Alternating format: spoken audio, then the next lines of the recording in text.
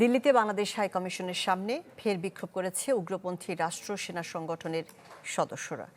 শিলিগুড়িতে ভিসা সেন্টারে হয়েছে হামলা ভাঙচুর। নিরাপত্তা ঝুঁকির কারণে এর মধ্যে সব ধরনের কনসুলার সেবা ও ভিসা দেওয়া সাময়িকভাবে স্থগিত করেছে বাংলাদেশ হাই কমিশন। অনির্দিষ্টকালের জন্য বন্ধ ঘোষণা করা হয়েছে শিলিগুড়ির ভিসা সেন্টার ও আগরতলার সহকারী high commission. Colour expert, George স্যাপ এবং মাইল্ড অন হ্যান্ডস টেকনোলজি সমৃদ্ধ অরিক্স ক্রিস্টাল ওয়াশ আপনার লন্ড্রি এক্সপার্ট। কলকাতার বাংলাদেশ উপদূতাবাস থেকে শিলিগুড়ির ভিসা সেন্টার। বাংলাদেশের কূটনৈতিক মিশনগুলোতে দিনভরই চলে উগ্র হিন্দুত্ববাদীদের তাণ্ডব। সোমবার নতুন করে দিল্লির বাংলাদেশ হাই কমিশনের সামনে হয় বিক্ষোভ। শিলিগুড়িতে বাংলাদেশের ভিসা সেন্টারের একটি ভবনে হামলা ও ভাঙচুর চালিয়ে খুলে নেওয়া হয় সাইনবোর্ড। হুমকি দেওয়া হয় ভিসা সেন্টারে কর্তব্যরত কর্মকর্তাদের। পুলিশের সাথে ধস্তাধস্তিতেও জড়ায় বিক্ষোভকারীরা। কলকাতাতেও দফায় দফায় বিক্ষোভ করে উগ্র হিন্দুত্ববাদী সংগঠন নাস্তিক মঞ্চ।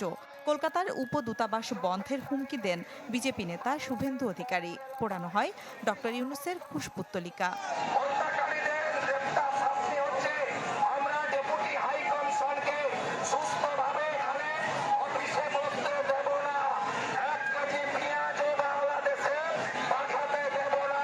এখানে এই যে মব হত্যাকারী হয়ে যাচ্ছে, মব জ্বালিয়ে দিচ্ছে, এটা কিন্তু ভয়াবহ একটা প্রবণতা। এই প্রবণতা থেকে যদি বেরিয়ে আসা না যায় তাহলে অচিরেই আমরা ভয়াবহ বাংলাদেশকে দেখব।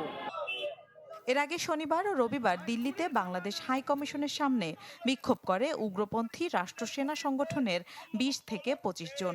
এ সময় বাংলাদেশিদের দেশ ছাড়ার আলটিমেটাম দেয়া হয়। বিক্ষোভ হয় কলকাতা ও ত্রিপুরার বাংলাদেশ দূতাবাসেও।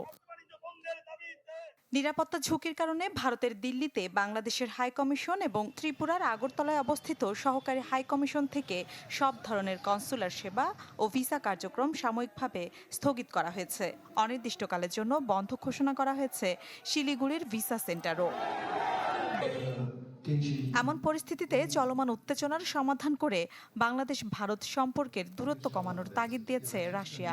সংবাদ সম্মেলনে দেশটির রাষ্ট্রদূত আলেকজান্ডার গ্রিগোরিয়েভিচ খোজিন জানান, বাংলাদেশের নির্বাচন পর্যবেক্ষণ করতে চায় মস্কো, সেজন্য পাঠাতে চায় পর্যবেক্ষক। মিলা খন্দকার, চ্যানেল 24।